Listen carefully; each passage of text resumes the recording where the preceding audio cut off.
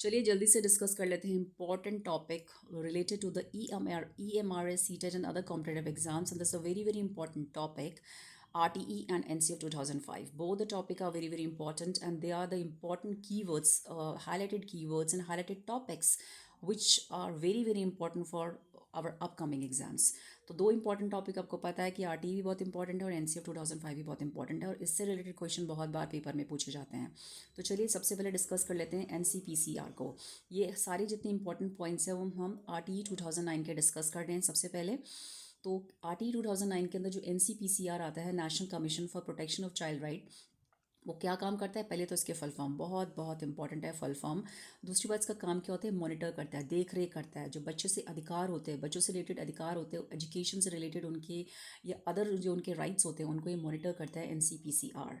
Very very important topic. It's full form national commission for protection of child right, जो बच्चों की education को monitor करता है, उनके राइट्स को मॉनिटर करता है।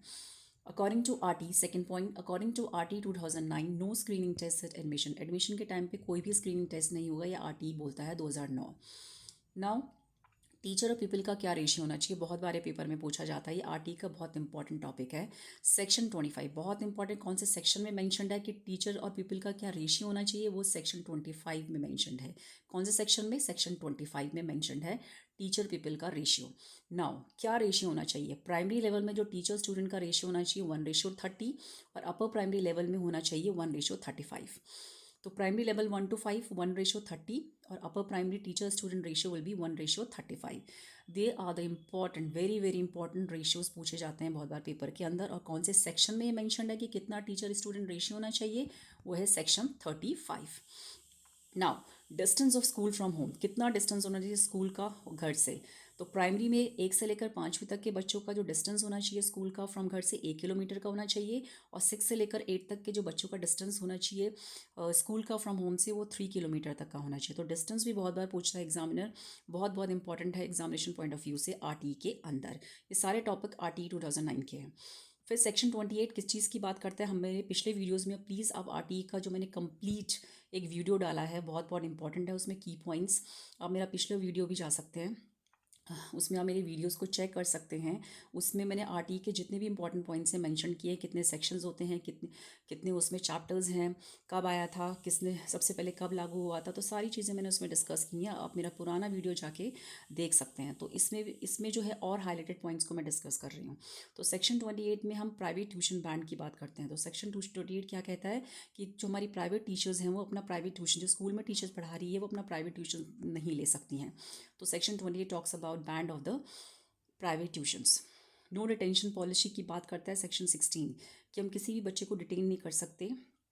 क्लास 8 में, क्लास 8 तक क्या था? नो डिटेंशन पॉलिसी की बात करता था RT 2009 section 16, that is mentioned in the section 16।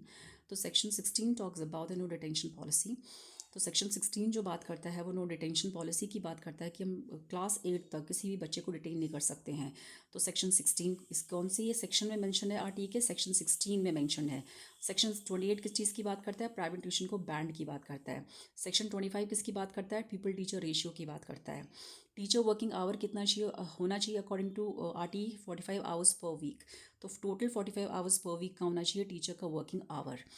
25% reservation ratio की बात की, 25% रिजर्वेशन जो बैकवर्ड हमारे इकोनॉमिकल वीकर सेक्शन है बच्चों को जो बात करता है आरटीई स्कूल के अंदर, वो है 12(1)(c). तो 12(1) का सी पार्ट, तो 12(1) का सी सेक्शन में बात करता है ये 25% रिजर्वेशन की बात करता है कि कौन से वाले सेक्शन में? 21(1) का सी। तो ये बात करता है 25% reservation in the school for the economically weaker student. तो these are the important keywords. Now the duties, कौन कौन सी ड्यूटीज़, ये बहुत बार भी इंपॉर्टेंट पेपर में पूछा जाता है कि वैसे एग्जाम में आपको बहुत सारी ड्यूटीज़ लिख के दे देगा और बोलेगा कौन सी ड्यूटी अलॉटेड नहीं होती है टीचर्स की अकॉर्डिंग टू आरटी। तो इलेक्शन वाली ड्यूटी दी जाती है टीचर्स को, सेंसस की ड्यूटी दी जाती है, डिजास्टर रिलीफ टास्क की ड्यूटी दी जाती है, लेकिन अदर ड्यूटीज़ नहीं दी जाती है टीचर्स को। सिर्फ यही टीचर्स को duty according to RTE allot की जाती है, लेकिन और अदर ड्यूटीज़ हम उसको अलॉट नहीं कर सकते हैं। तो अगर आपसे एग्जाम में पूछा जाए कि कौन कौन सी ड्यूटी नहीं दी जाती है या दी जाती है, तो जब आपको पता होगा कि कौन कौन सी ड्यूटी दी जाती है, तो है इलेक्शन की, सेंसस की, डिजास्टर रिलीफ टास्क की will be allotted to teachers according to RTE 2009. So these are the important keywords, a very very important topic related to RTE 2009. Now we move to NCF. NCF 2005 क्या बोलता है, उसके according no homework, कोई homework नहीं होना चाहिए class first and second के बच्चों के लिए। क्लास फर्स्ट और सेकंड के बच्चों के लिए कोई होमवर्क नहीं होना चाहिए अकॉर्डिंग टू एनसीएफ 2005। 2 घंटे 2 आवर्स पर वीक होना चाहिए, 2 घंटे एक दिन का नहीं, 2 घंटे per week class third of to fifth तक के लिए होना चाहिए।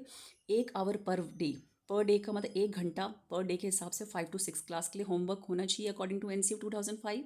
और 5 to 6 hour per week, work per hour per day 5 to 6 class के लिए, क्लास की बात कर रही हूँ मैं।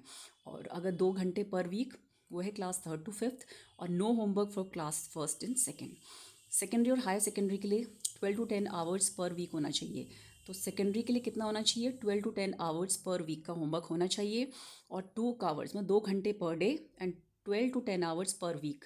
तो ये उसका शेड्यूल होना चाहिए होमवर्क का कि इतना एनसीएफ 2005 के अकॉर्डिंग। और ये बहुत बार पेपर में पूछा जाता है कि कितना होमवर्क, क्या टाइमिंग होनी चाहिए, कितने घंटे का होमवर्क प्रोवाइड किया जाना चाहिए बच्चों को according to NCF 2005। Now teacher किसकी तरह वर्क करेगा अकॉर्डिंग टू एनसीएफ 2005, फैसिलिटेटर का वर्क करेगा। तो teacher will work as a facilitator, उसे फैसिलिटेट करेगा स्टूडेंट को। तो एनसीएफ 2005 क्या कहता है, teacher will work as a facilitator. Now NCF 2005 given by NCERT. NCF 2005 किसने दिया था, एनसीईआरटी ने दिया था। इसके चेयरपर्सन कौन थे, इसको किस कमेटी के अंदर हमने बनाया था एनसीएफ 2005 को, नेशनल स्टीयरिंग कमेटी के, जो लाया गया था एनसीएफ 2005 के लिए। तो इसके लिए कौन सी कमेटी आई थी, नेशनल स्टीयरिंग कमेटी। कौन इसके चेयरपर्सन थे, प्रोफेसर यशपाल इसके चेयरपर्सन थे। तो बहुत बारी क्वेश्चन पूछा जाता है कि नेशनल स्टीयरिंग कमेटी के हमारे हेड कौन थे, तो professor Yashpal was the head for the national steering committee. NCF 2005 हम कौन लाया था, एनसीईआरटी लाया था। इसके लिए कौन सी कमेटी बनाई गई थी एनसीएफ 2005 के लिए, नेशनल स्टीयरिंग कमेटी। हेड कौन थे, प्रोफेसर यशपाल। टोटल मेंबर कौन से कितने थे इसमें, 35। चेयरपर्सन प्रोफेसर यशपाल थे, उसमें टोटल 35 मेंबर्स थे अदर, जिसमें से 10 एनसीईआरटी से थे, कुछ टीचर्स थे, कुछ एनजीओ से थे, कुछ स्कॉलर्स थे। और टोटल इसमें कितने फोकस ग्रुप थे, इसमें 21 फोकस ग्रुप थे। वेरी वेरी इंपॉर्टेंट, टोटल कितने फोकस ग्रुप, 21 फोकस ग्रुप्स। कितने टोटल मेंबर, 35 टोटल मेंबर्स। 10 कहाँ से थे, एनसीईआरटी से थे, कुछ क्या थे, टीचर्स थे, कुछ एनजीओ से थे, कुछ स्कॉलर्स थे। ये बहुत बार पूछा जाता है कि टोटल कितने मेंबर्स थे, 35 थे। कितने फोकस ग्रुप, 21 फोकस ग्रुप्स। कौन सी कमेटी लाए थे एनसीएफ 2005 के लिए, नेशनल स्टीयरिंग कमेटी में लाए थे। इसके चेयरपर्सन कौन थे, प्रोफेसर यशपाल थे। एनसीएफ 2005 किसने दिया था, एनसीईआरटी ने दिया था। टीचर किसकी तरह काम करेगा, फैसिलिटेटर का काम करेगा। सेकेंडरी और हायर सेकेंडरी में होमवर्क का क्या शेड्यूल है, 12 to 10 आवर्स पर वीक और 2 आवर्स पर डे। 2 घंटे का per week class third to fifth. तो दीज आर द इंपॉर्टेंट की पॉइंट्स। अगर हम यही पढ़ लेंगे तो हमारे लिए बहुत इंपॉर्टेंट, क्योंकि हम फालतू की चीज़ हमें नहीं पढ़नी है। हमें सिर्फ सेलेक्टिव पोर्शन पढ़ना है, हमें सिर्फ इंपॉर्टेंट पॉइंट्स को पढ़ना है, क्योंकि हमको अपने पेपर को क्वालिफाई करना है। ठीक है, तो इसीलिए हमको सिर्फ, और प्लीज़ आप मेरे पुरानी वीडियोज़ भी देखिए, उसमें इंपॉर्टेंट पॉइंट्स है, इंपॉर्टेंट की पॉइंट्स है, इंपॉर्टेंट टॉपिक्स हैं, that will help you in your exams. और if you like my channel, please keep on sharing, subscribing, like my channel, and please comment also. Thank you.